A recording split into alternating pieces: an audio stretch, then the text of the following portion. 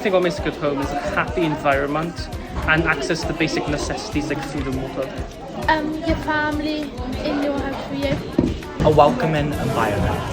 Having food and bed. A room to express your feelings. I think a good home is a place that's built properly and devoid of any infestations or any disease. To have a place where you can feel safe. I think what makes a good home is obviously access to basic necessities like warmth and food and water, but also just things that make you happy. So they don't necessarily have to be like your human rights, just things that make you happy. Safety. I guess for me, a good home is somewhere that's safe, secure, and makes you feel comfortable. Having privacy, having your personal space at home.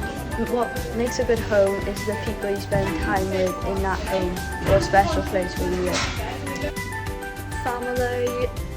Having a roof over your head for when it's raining. What makes a good home is having 4 walls and a roof and just having somewhere safe to sleep and having a warm environment around you. Family and friends make a good home. A family and a roof over your head and somewhere to lay down and somewhere to go to the toilet.